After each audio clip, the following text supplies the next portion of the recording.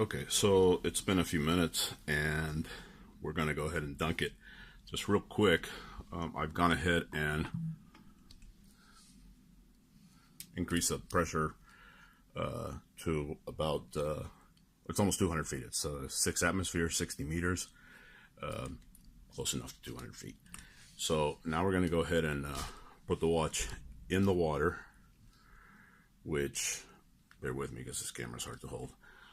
There is a pin here that you need to lock into this lid, because otherwise the pressure will want to push the watch out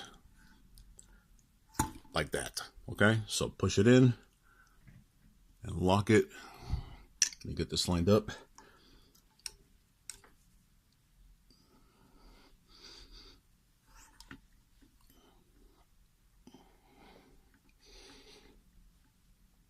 Bear with me, it's difficult to do around the camera, but there we go. So let's drop you down so you can see. There's our watch. There's the pressure inside the chamber. Let's see if I can do this without having it shoot up. There are going to be bubbles in various places that get trapped in there, and it fell to one side, so I really can't spin it all the way around that side. But there will be bubbles. That's not what we're concerned about. What we're concerned about is when we relieve the pressure, we're looking for a stream of bubbles, and that would indicate a failure. So let's go ahead and do that. Since we're concerned about the bubbles around the bezel are very common because there's air trapped in there. Bubbles around the crown are common. Bubbles all over this bracket are common. So there's 3 places you want to look when you're doing this. One is the crystal, the other one is the crown, and the other one is the case back. We're primarily concerned with the case back right now. See, that was my bad. I apologize. But these kind of things happen, okay? It wanted to shoot up, and it did. Let me see how much pressure we lost. Not much.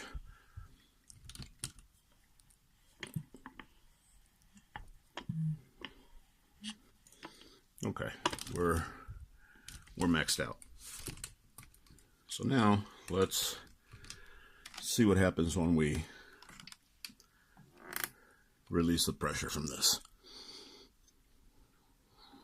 You're looking for a stream of bubbles. There's a stream of bubbles, but it was coming from the bezel.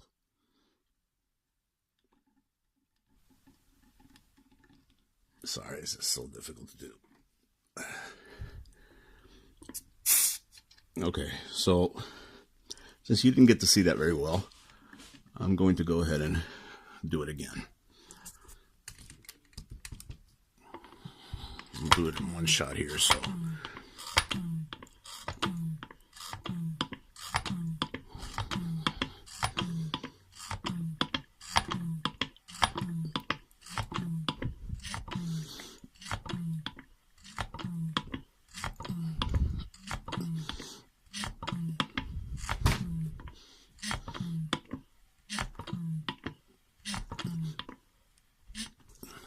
Okay, there's our pressure. And now we're going to look at the case back.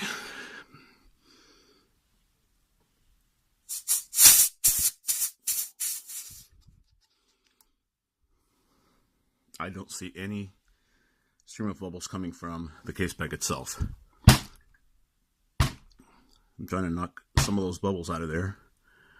And I will run this a few more times because it hasn't been done that I'm aware of. I've posted in some of the most popular forums and have not gotten an answer. And like I said, I've spoken to the manufacturers of these aftermarket parts. I figured they would have tried it, but they haven't. So, in fact, I'm going to share this with a couple of them. I'm going to try it a few more times, and I'll let you know what happens.